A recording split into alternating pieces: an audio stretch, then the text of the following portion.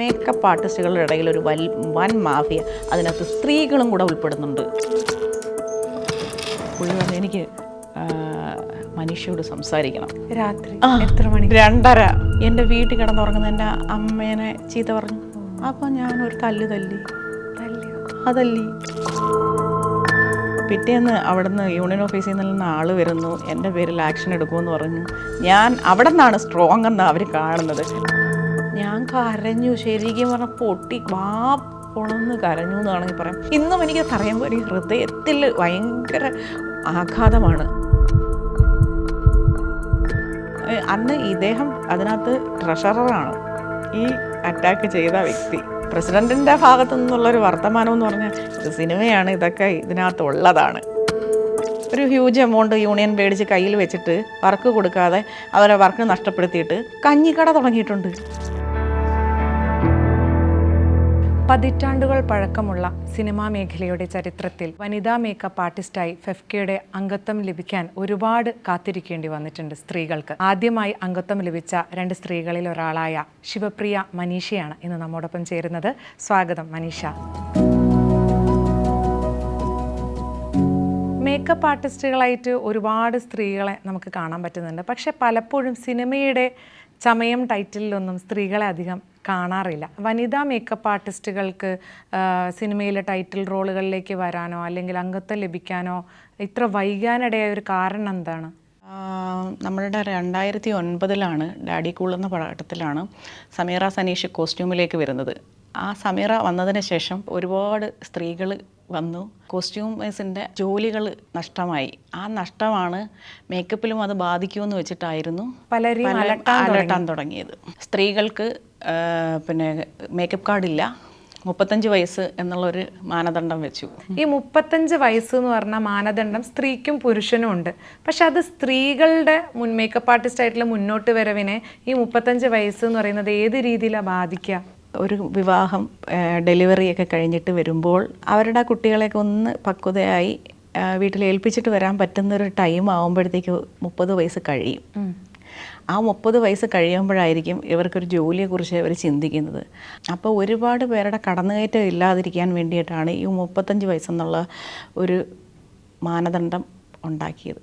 Makeup ആർട്ടിസ്റ്റായിട്ട് നിങ്ങൾക്ക് അംഗത്വം ലഭിക്കാൻ എന്തൊക്കെ ചട്ടങ്ങളാണ് നിലവിലുള്ളത്? ഫെഫ്കയുടെ 3 പടം ചെയ്താൽ മാത്രമേ അഥവാ പുറത്തുനിന്ന് വരുന്ന സ്ത്രീകൾക്ക് കാർഡ് ലഭ്യമാവുള്ളൂ. ഫെഫ്ക കൊടുക്കണ്ടേ 3 പടം? ഫെഫ്ക ആദ്യമേ വിളിച്ചു ചോദിക്കുന്ന മേക്കപ്പ്, ഇങ്ങനെ ഒരാൾ വന്നിട്ടുണ്ട്, വേണമോ വേണ്ടയോ എന്ന് ചോദിക്കുക. അവർക്ക് ഓക്കെ ആണെങ്കിൽ ചിലപ്പോൾ സമ്മതിച്ചു കൊടുത്തതായിരിക്കും, ചിലപ്പോൾ 2 പടം ചെയ്യും, 3ാമത് ചിലപ്പം ചെയ്യാൻ സമ്മതിക്കില്ല. ചീഫ് പോസ്റ്റിലേക്ക് വരണമെങ്കിൽ മിനിമം 3 വർഷമെങ്കിലും ഒരു മേക്കപ്പ് മാൻ്റെ കൂടെ അസിസ്റ്റൻ്റായിട്ട് വർക്ക് ചെയ്യണമെന്നാണ് മാനദണ്ഡം. പക്ഷേ ഇത് ഇപ്പോൾ അത് ആവശ്യമുണ്ടോ എന്നാണ് ഞാൻ ചോദിക്കുന്നത്. ഇവിടെ ഇൻസ്റ്റിറ്റ്യൂട്ടുകളിൽ നിന്നൊക്കെ പഠിച്ചിറങ്ങിയ വ്യക്തികളാണ്. ഇവിടെയുള്ള മേക്കപ്പ് മാന്മാരെ കഴി പുറത്തു നിന്നുള്ളവരൊക്കെ വന്നാണ് ഇവിടെ ഫാക്കൽറ്റി ടീച്ചറായിട്ട് പഠിപ്പിച്ച് വരുന്നത്. അവർക്ക് പിന്നെ 1 വർഷത്തെ എക്സ്പീരിയൻസിൻ്റെ ആവശ്യമേ ഉള്ളൂ. അതൊരു ബുദ്ധിമുട്ടുള്ള കാര്യമാണ് ശരിക്കും 3 വർഷം എന്ന് പറയുന്നത്. അത് ഞാൻ പറയാം, ഒരു പുരുഷനായിട്ടുള്ള ഒരു മേക്കപ്പ് മാന് അത് വലിയ പ്രശ്നമുണ്ടാവില്ല, അതായത് മേക്കപ്പ് ആർട്ടിസ്റ്റിന് പ്രശ്നമുണ്ടാവില്ല. പക്ഷേ സ്ത്രീ വരുമ്പോൾ ഒരുപാട് സ്ട്രഗിൾ ചെയ്യേണ്ടി വരും. കാരണം ആ ഒരു മേക്കപ്പ് ആർട്ടിസ്റ്റിൻ്റെ ആറ്റിറ്റ്യൂഡ് കറക്റ്റ് അല്ലെങ്കിൽ നമ്മൾ അത് ശരിക്കും ബാധിക്കും. നമ്മുടെ തൊഴിലിനെ, നമ്മളെ ക്രിയേറ്റിവിറ്റി എല്ലാം ബാധിക്കുന്നുണ്ട്. നിങ്ങൾ ആരുടെ കീഴിലാണോ അസിസ്റ്റൻ്റ് ആയിട്ട് വരുന്നത്, അവർക്ക് സ്ത്രീകളുമായിട്ടുള്ള ഒരു നല്ല സഹകരണം ഉണ്ടെങ്കിൽ നിങ്ങൾക്ക് അസിസ്റ്റൻ്റ് ആയിട്ടുള്ള അവസരങ്ങൾ ലഭിക്കും. അതെ, നല്ലൊരു സഹകരണ മനോഭാവം, ഫ്രണ്ട്ലി അല്ലെങ്കിൽ നമ്മുടെ തൊഴിലിടത്തെ നന്നായി ബാധിക്കുന്നുണ്ട്. വളർന്നു വരും അല്ലെങ്കിൽ ഇവർക്ക് അതിനുള്ള കാലിബർ ഉണ്ടെന്ന് തോന്നുന്ന വ്യക്തിയെയാണ് അടിച്ചമർത്താൻ ശ്രമിക്കുന്നത്. എന്ന് പറഞ്ഞാൽ അവർ വിചാരിക്കുന്ന ഒരു കാര്യത്തിലേക്ക് നമ്മൾ വരാതിരിക്കുമ്പോൾ നമ്മളെ സെറ്റിലിട്ട് ടോർച്ചർ ചെയ്യും. ആ ടോർച്ചർ എന്ന് പറഞ്ഞാൽ നമുക്ക് എന്താ പറയുക, ഒരു വലിയ ഡിപ്രഷനിലേക്കാണ് നമ്മൾ പോയി എത്തുന്നത്. മനീഷയ്ക്ക് അത്തരത്തിലുള്ള എന്തെങ്കിലും ദുരനുഭവങ്ങൾ ഉണ്ടായിട്ടുണ്ട്? പുതിയ കാലങ്ങളിൽ ഉണ്ടായിട്ടുണ്ട്. അതിന് ഞാൻ കംപ്ലൈൻറ്റ് കൊടുത്തിട്ടും ഉണ്ടായിരുന്നു. 4-5 മേക്കപ്പ്മാരോടെ വർക്ക് ചെയ്തിട്ടുള്ളൂ. അതിൽ 1-2 പേര് മാത്രമേ നമ്മളെ മിസ്ബിഹേവ് ചെയ്തിട്ടുള്ളൂ. ഉദാഹരണം, നമ്മൾ അവരൊന്ന് ട്രൈ ചെയ്യുന്ന ആ അവസ്ഥയിൽ ഞാൻ അവിടെ ബ്ലോക്ക് വെക്കും. ഓപ്പണായിട്ട് പറഞ്ഞില്ലെങ്കിൽ കൂടിയും ആ ഒരു ലെവലിൽ തന്നെ വരും. ചില സൂചനകൾ തരും. അതെ, ഞാൻ അതിന് തടയിടുമ്പോഴത്തേക്ക് തന്നെ നെക്സ്റ്റ് ഡേ തൊട്ട് തുടങ്ങും. അതായത് ഇവർ ഉദ്ദേശിക്കുന്ന ചില ആവശ്യങ്ങൾ, സെക്ഷൽ ആയിട്ടുള്ള ആവശ്യങ്ങൾ നിറവേറ്റിക്കൊടുക്കാൻ കെൽപ്പുള്ള ആളല്ല, താല്പര്യമില്ലാത്ത ആളാണെന്ന് ബോധ്യപ്പെടുന്ന ഒരു ഘട്ടത്തിൽ നിങ്ങളെ മെൻ്റലി ടോർച്ചർ ചെയ്യുക ചെയ്യുന്നത്. അതെ അതെ, മെൻ്റലി ടോർച്ചർ ചെയ്യുക. നീ ചെയ്യുന്ന ജോലി പെർഫെക്റ്റ് അല്ല, ആർട്ടിസ്റ്റിനോട് അത് പറയുക, ഷെയർ ചെയ്യുക, ആർട്ടിസ്റ്റിന് ഇറിറ്റേഷൻ ആവുക. സ്ക്രിപ്റ്റ് എടുത്ത് വായിച്ച് ഇരിക്കുന്ന സമയത്താണ് പെട്ടെന്നൊരു ഷോക്ക് പോലെ പറയുന്നത്, നിങ്ങളുടെ ഹെയർ സ്റ്റൈലിസ്റ്റ് ഇന്നലെ കണ്ടിന്യൂറ്റി പ്രോബ്ലം ഉണ്ടെന്ന് തോന്നുന്നല്ലോ, ആർട്ടിസ്റ്റിന് അഭിനയിക്കാൻ പറ്റുമോ? ആ ബോംബിടുന്നത് നമുക്കിടുന്നത് അവർക്കും ബാധിക്കും, ആർട്ടിസ്റ്റിനും അത് ബാധിക്കുന്നുണ്ടെന്ന് ഇവർ മനസ്സിലാക്കുന്നില്ല. അപ്പം മൊത്തം സെറ്റിൽ വനിതാ മേക്കപ്പ് ആർട്ടിസ്റ്റ് ഇല്ലാത്തതൊരു സ്വസ്ഥതയാണെന്നുള്ള ഒരു അഭിപ്രായ രൂപീകരണം ഉണ്ടാക്കുന്നുണ്ട്. മേക്കപ്പ് റൂമിലെ പ്രശ്നങ്ങൾ പുറത്തോട്ടറിയുന്നത് ഇവൾ വേറെ തരത്തിലുള്ള പ്രശ്നക്കാരിയാണെന്നുള്ള രീതിയിലാണ്. മനസ്സിലായി. ഇവരുള്ള പിന്നെ വല്ലാത്ത രീതിയിൽ സംസാരിക്കുന്നു, അല്ലെങ്കിൽ ഈ മോശമായ സംഭാഷണം. അതായത് അവരുടെ ഇംഗിതത്തിനൊന്നും വഴങ്ങാതിരിക്കുമ്പം നിങ്ങളെ ആത്മവിശ്വാസം കെടുത്തുക, കൊച്ചാക്കുക, ഇതൊക്കെയാണ്. അതെ അതെ, ഞാനൊരു കാര്യം പറയട്ടെ, നമ്മളൊരു വീട് റെഡിയാക്കിക്കൊണ്ടിരിക്കുന്ന സമയത്ത് പെട്ടെന്നൊരവസരത്തിൽ പറയുന്നു അവിടെ വെക്ക്, ഇങ്ങനെ പറയുന്ന ഒരു സൗണ്ട് ഉണ്ടല്ലോ, ഇത് കൂടിയും നമുക്ക് ഷോക്കാവും. നമ്മൾ ചെയ്യുന്ന സാധനങ്ങൾ കൈയൊക്കെ വിറയ്ക്കാൻ തുടങ്ങും. അവരുടെ ഒരു നെഗറ്റീവായിട്ടുള്ളൊരു സൗണ്ട് പോലും നമ്മളുടെ ജോലിയെ അത് ബാധിക്കും.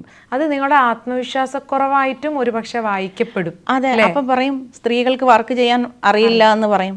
പുരുഷന്മാർക്കുള്ള മേഖലയാണ്, സ്ത്രീകൾ ഇതിനകത്തോട്ട് കടന്നു വരുന്നത് കണ്ട ഇത് ഇവർ ചെയ്തിട്ട് ശരിയാവാത്തത്. ഇതിൻ്റെ ബാക്ക്ഗ്രൗണ്ട് എന്ന് പറഞ്ഞ ഒരു ടോർച്ചറിങ്ങും ഒരു സൈക്കോളജിക്കൽ അറ്റാക്കൊന്നും ഈ പറയുന്ന ഡയറക്ടറോ ഈ പറയുന്ന ആൾക്കാരൊന്നും അറിയത്തില്ല. ആദ്യം ഇത്തരത്തിൽ മെൻ്റലി ഹരാസ് ചെയ്ത ആളുടെ കൂടെ പിന്നെ വർക്ക് ചെയ്യേണ്ടി വന്നിട്ടുണ്ടോ? ഇല്ല, ഞാൻ വർക്ക് ചെയ്തിട്ടില്ല. എന്നെ അതിനുശേഷം വേറൊരു മൂവി വിളിക്കുന്നുണ്ട്, ഒപ്പം എന്ന് പറഞ്ഞ പടത്തിലേക്ക്.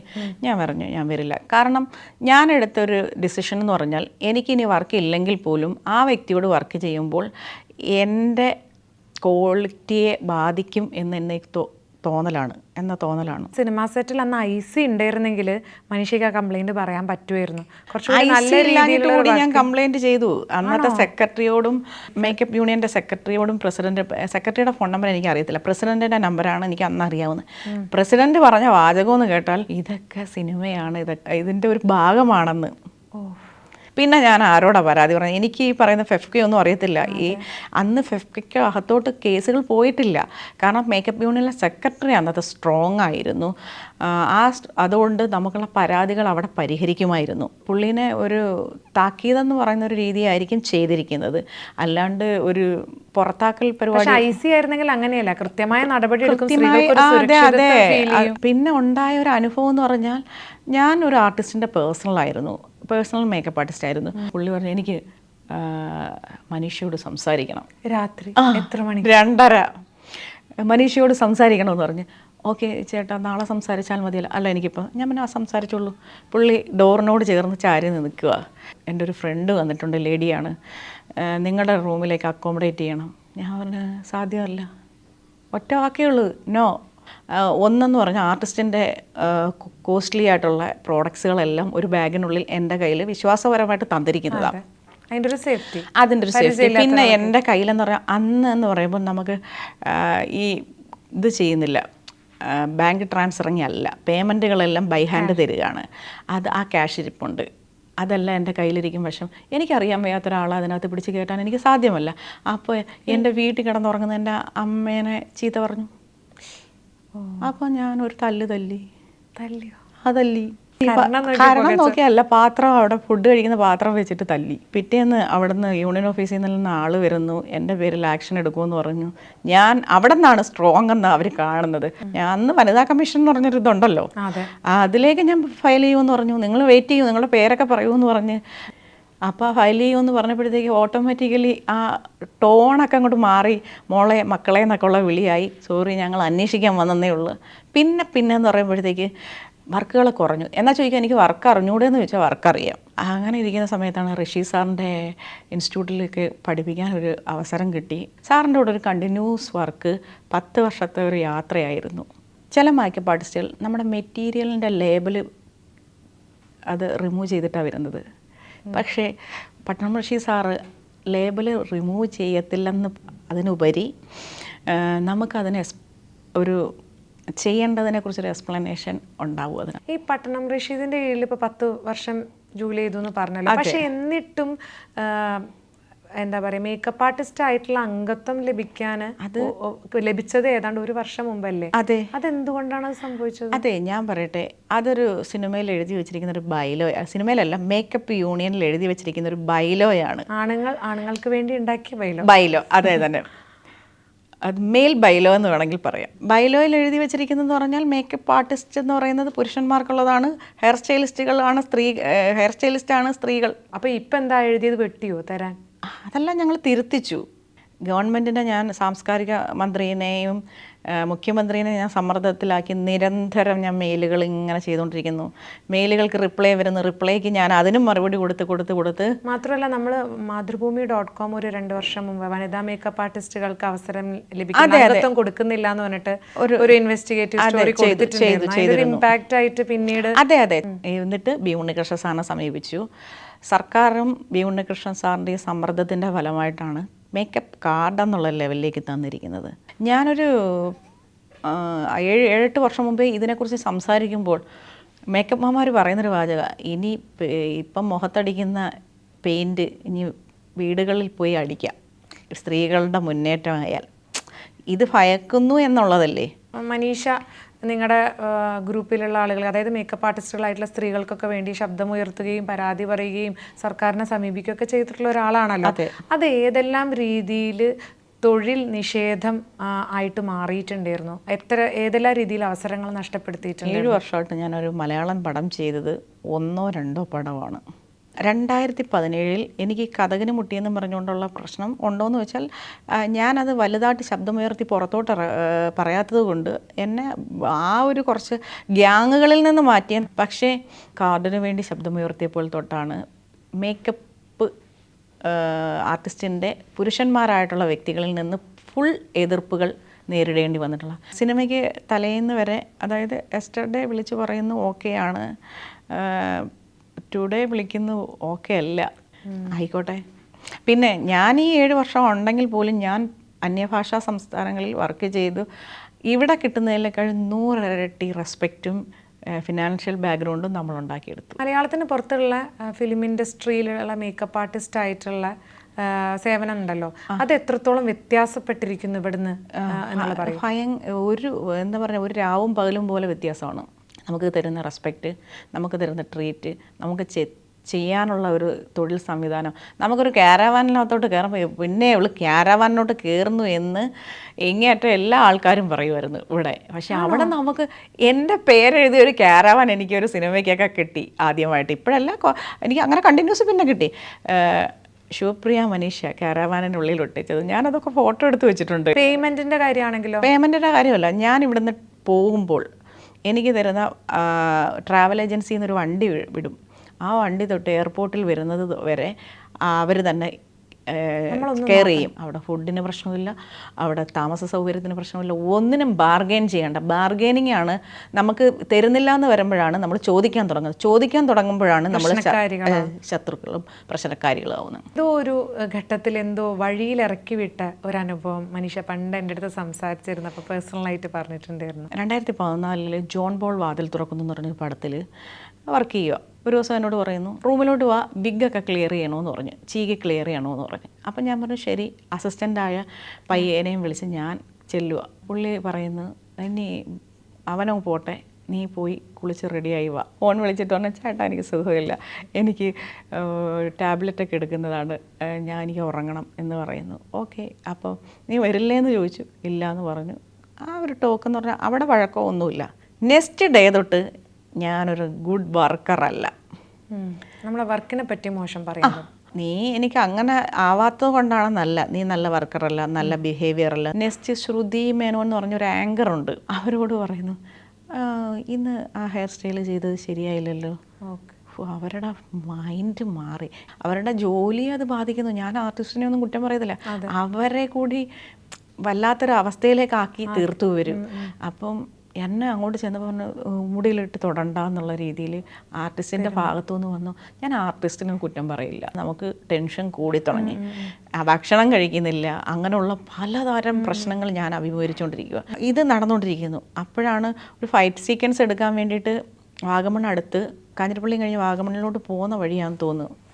ആ വഴിയിൽ ഒരു കോളേജിൻ്റെ ഉള്ളിലാണ് ഈ ഫൈറ്റ് എടുക്കുന്നത്. അപ്പോൾ ഈ ട്രാവലർ എന്തോന്ന് അറിയാമോ, ജൂനിയർ ആർട്ടിസ്റ്റുകൾക്ക് വിട്ടുകൊടുത്തു. അവർക്കുള്ള പോകാനായിട്ടുള്ള രാത്രിയായി, 10-11 മണിയായി. അപ്പം ചോദിച്ചു, ഞാൻ ഓടിച്ചെന്ന്, ചേട്ടാ എനിക്ക് വണ്ടി ഇല്ലേ എന്ന് ചോദിക്കുന്നത്. ഞാൻ അങ്ങോട്ട് ചെല്ലുമ്പോൾ പറഞ്ഞേ, വിട്ടോടാ വണ്ടി എന്ന് പറയുന്നു. ഞാൻ യൂണിറ്റ് ബസ്സിലാണോ പോകേണ്ടത്?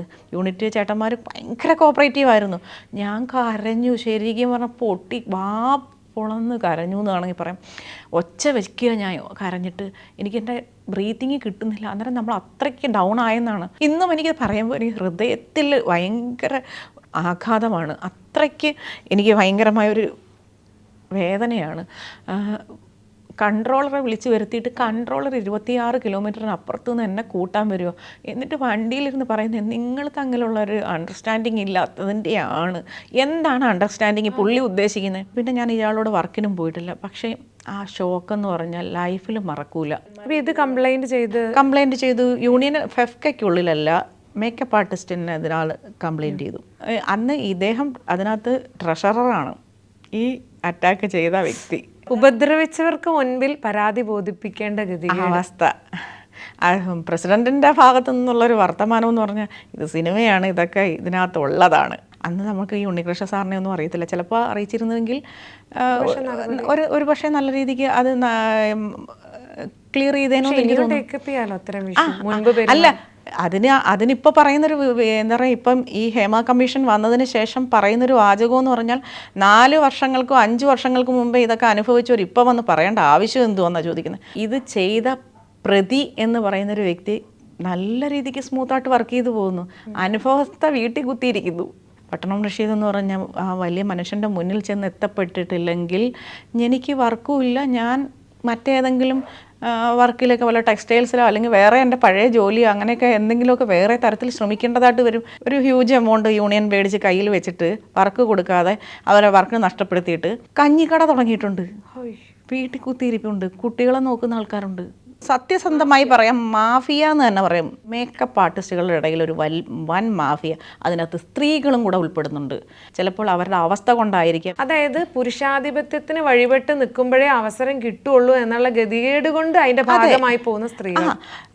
മീഡിയയ്ക്ക് മുമ്പിൽ വന്ന് പറയുന്ന ഭാഗ്യലക്ഷ്മി പറഞ്ഞൊരു വാചകം എന്ന് പറഞ്ഞാൽ, മലർന്ന് കിടന്ന് തുപ്പരുതെന്ന് പറഞ്ഞു.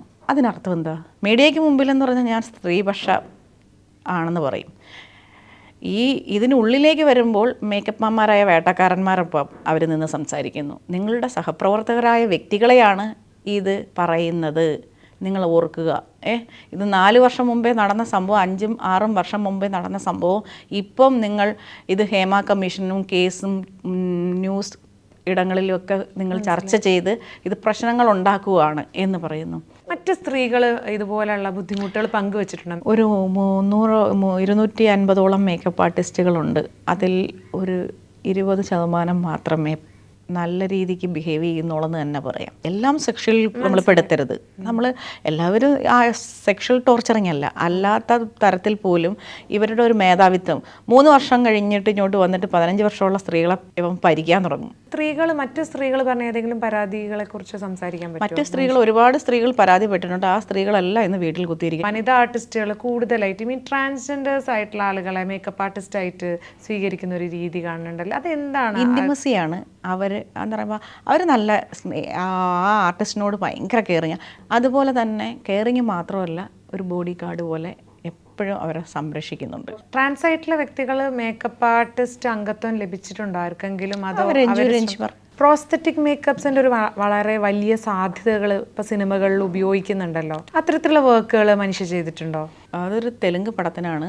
അതിൽ ഈ പറയുന്ന ആൾക്കാരെ ഉപദ്രവിക്കുക, ഈ അയൺ ബോക്സ് വെച്ച് പൊള്ളിക്കുക, അങ്ങനെയൊക്കെയുള്ള കുറേ സംഭവങ്ങളുണ്ടായിരുന്നു. ശരിക്കും റഷീദ് സാറിൻ്റെ പടമാണെങ്കിലും പടം ഞാനാണ് പൂർണ്ണമാക്കിയെന്ന് വേണമെങ്കിൽ പറയാം. ആദ്യമേ കുറച്ച് വയലൻസി സംഭവങ്ങളൊക്കെ ചെയ്തു. അത് ഇഷ്ടപ്പെട്ടപ്പോഴാണ് നെക്സ്റ്റ് ഷെഡ്യൂൾ അടുത്ത ഒരു ഫൈറ്റ് സീക്വൻസ് ചെയ്യാൻ വേണ്ടി അവിടെ പോവുകയും എന്നെ സാറിനെ കൊണ്ട് വിളിപ്പിക്കുന്നു. ഞാൻ വന്നാൽ മതിയെന്ന് ഡയറക്ടർ ഇത് ചെയ്യുന്നു, സാറിനോട് റിക്വസ്റ്റ് ചെയ്യുന്നു. സത്യം പറഞ്ഞാൽ എനിക്ക് ഭയങ്കര അഭിമാനം തോന്നി. ഒറ്റയ്ക്ക് ഇൻഡിപെൻഡൻ്റ് ആയിട്ട് മേക്കപ്പ് ആർട്ടിസ്റ്റായിട്ട് വർക്ക് ചെയ്ത സിനിമകൾ ഏതൊക്കെ, എങ്ങനെയാണ് അവസരം കിട്ടുന്നത്? എനിക്ക് അവസരം തന്നതെല്ലാം റഷീദ് സാറായിരുന്നു. പക എന്ന് പറഞ്ഞ മൂവി, ഫെയ്ത്ത് ഫാദർ എന്ന് കണ്ട് പറയുന്ന ഒരു പടം, പിന്നെ ഒരു തെലുങ്ക് മൂവി. പിന്നെ ഇവിടെ അംഗത്വം കിട്ടാൻ വേണ്ടിയിട്ട് നിങ്ങൾക്ക് കാശ് അങ്ങോട്ടേക്ക് കൊടുക്കണം? അതെ അതെ. അതെന്താണ് അങ്ങനെ? എനിക്കറിയത്തില്ല. എത്ര രൂപയാണ് കൊടുക്കുന്നത്? ഇപ്പോൾ നിലവിലെന്ന് പറയുമ്പോൾ 2 ലക്ഷം രൂപയാണ് ആജീവനാന്തം അംഗത്വത്തിന്. അപ്പൊ അംഗത്വം ഉണ്ടെങ്കിലല്ലേ ഞാൻ എടുത്ത സമയം 25 രൂപയാണ്. ആ 25 രൂപയ്ക്ക് 2 ലക്ഷത്തിന്റെ വാല്യൂ ഉണ്ട് അന്നത്തെ. ഇപ്പോൾ ഞാൻ ഹെയർ സ്റ്റൈലിസ്റ്റിൽ നിന്ന് മേക്കപ്പ് ആർട്ടിസ്റ്റിലോട്ട് വരുമ്പോൾ കാർഡ് അടയ്ക്കേണ്ട, അതിന് ഫോം ഫില്ല് ചെയ്ത് അതിന് മാറ്റം വരുത്തിയാൽ മതി. പക്ഷെ തുടക്കത്തിൽ നിങ്ങൾക്ക് അംഗത്വം ലഭിക്കാൻ വേണ്ടിയിട്ട് നിങ്ങൾ ഇത്ര രൂപ കെട്ടിവെക്കണം. അതെന്തിനു വേണ്ടിയിട്ടാണ് അവർ ഉപയോഗിക്കുന്നത്? അവര് പറയുന്നത് എനിക്കറിയത്തില്ല. അതിന്റെ ഒരു അന്നൊന്നും അത് ഓഡിറ്റ് ചെയ്യപ്പെടുന്നുണ്ടോ? ഈ കൊടുക്കുന്ന കാശ് എങ്ങനെയാണ് അവർ ഉപയോഗിക്കുന്നത്? എന്തിന്? നിങ്ങളുടെ ക്ഷേമത്തിന് നിങ്ങൾക്ക് വല്ല ക്ഷേമനിധി അല്ല, ക്ഷേമനിധിക്ക് ക്ഷേമനിധിയുടെ സെപ്പറേറ്റ് ചെയ്യുന്നുണ്ട്. അപ്പൊ ഈ 2 ലക്ഷം എന്തിനാണ് ഉപയോഗിക്കുന്നത്? ഈ മേക്കപ്പ് ആർട്ടിസ്റ്റ് അസോസിയേഷൻ എന്നൊക്കെയാണ് പറയുന്നത്. എന്തൊക്കെ വെൽഫെയർ പ്രവർത്തനങ്ങൾ അവർ ചെയ്തിട്ടുള്ളത്? എനിക്ക് അതിനെക്കുറിച്ച് കൂടുതൽ ഡീറ്റെയിൽ അറിയില്ല. ഈ മേക്കപ്പ് എന്ന് പറയുന്നത് വെറും മുഖത്തുള്ള മേക്കപ്പ് അല്ല, പകരം ഈ ചോര കാണിക്കല്, പൊള്ളല്, അങ്ങനെ പല രീതിയിലുള്ള കാര്യങ്ങൾ ചെയ്യുന്നുണ്ട്. അതിൽ ഏറ്റവും ഇൻട്രസ്റ്റിംഗും ചലഞ്ചിങ് ആയിട്ട് മനുഷ്യക്ക് തോന്നിയിട്ടുള്ളത് എനിക്ക് SFX ചെയ്യാനാണ് ഇഷ്ടം. എന്തൊക്കെയാണ് അതിന്റെ ക്യാരക്ടർ മേക്കപ്പ് SFX എനിക്ക് ക്യൂരിയോസിറ്റി ആയിരുന്നു. സിനിമയിലുള്ള SFXകളെല്ലാം. എന്താ SFX? സ്പെഷ്യൽ എഫക്ട്സ് മേക്കപ്പ് എന്ന് പറയും. ഇത് ഉണ്ടുകൾ, അതായത് മുറിവുകൾ, അതുപോലെ തന്നെ പൊള്ളലുകൾ. ഇപ്പോൾ വെള്ളത്തിൽ വീണ് വിളറിയതൊക്കെ ചെയ്യണമെങ്കിൽ ഇവർ വെള്ളത്തിൽ വീണ് വിളറിയത് ചെയ്യുമ്പോൾ ഞാൻ രാവിലെ തൊട്ട് മേക്കപ്പ് ചെയ്തുകൊണ്ടിരിക്കുമ്പോൾ അതിൽ വന്ന യൂണിറ്റിലുള്ള ഒരാൾ ഇപ്പം പിന്നെ അങ്ങ് ചെയ്ത് മറിക്കും. പറയുക, ഒരു ചാക്കിൽ കെട്ടി വെള്ളത്തിൽ താഴ്ത്തി വെച്ചിരിക്കുന്ന സാധനം എടുക്കുമ്പോൾ ഉണ്ടാകുന്നൊരു സംഭവമാണ് ചെയ്യാൻ പറഞ്ഞ് ചെയ്തു. ഓപ്പൺ ചെയ്തപ്പം ഈ പോലീസുകാർ പെട്ടെന്ന് എങ്ങനെ മുഖം വെച്ചിട്ട് ഇങ്ങനെ നിൽക്കുന്നത്, മുഖം വികൃതമാക്കിയിട്ട് ഇങ്ങനെ നിൽക്കുന്നു. അവരെ ഒരു ഇത് കണ്ടിട്ടൊരു അറപ്പോട് കൂടിയിട്ട് നിൽക്കുന്നു. അപ്പോൾ അറിയാണ്ട് അതിലൊരു പോലീസ് ഇങ്ങനെ പിടിക്കാനായിട്ട് ഇങ്ങനെ വരുമ്പോൾ പെട്ടെന്ന് ആ ടേക്ക് ഇതാക്കി. എന്താണെന്നറിയാമോ, ഇത് ദൈവം, ഈ പോലീസുകാരൻ ഒന്നും എൻ്റെ കൈക്ക് പിടിച്ചിട്ട് പറഞ്ഞ് മേക്കപ്പാന്ന് തോന്നില്ല, ഞങ്ങൾ അറിയാണ്ട് മൂക്കിലേക്ക് ഇങ്ങനെ കൈ വെക്കാൻ ഒരുങ്ങിയെന്ന്. കാരണം എന്ന് പറഞ്ഞാൽ ഈ ചീഞ്ഞ സാധനമാണെന്ന് വെച്ചിട്ട് ഈ സ്മെല്ല് പെട്ടെന്ന് വരുമെന്ന് വെച്ച്. അപ്പോൾ എനിക്കതിൽ കറപ്ഷൻ സാറ് ഞാൻ ചെയ്തിട്ട് എനിക്ക് വരുത്താൻ വേണ്ടിയിട്ടുള്ള കാര്യങ്ങളൊക്കെ ആ ടൈമിൽ പറഞ്ഞു തന്നു. അത് കണക്ക് ചെയ്തിട്ടാണ് എനിക്കതിന് ഒരു ഭയങ്കര റിസൾട്ട് ഉണ്ടായത്. Okay okay. ഇത് ചെയ്തത് അപ്പം മേക്കപ്പ് മേഖലയുമായി ബന്ധപ്പെട്ട് സ്ത്രീകൾ നേരിടുന്ന പ്രശ്നങ്ങളടക്കം പല വിഷയങ്ങൾ നമ്മളുമായി സംസാരിച്ചതിൽ നന്ദി. നമസ്കാരം.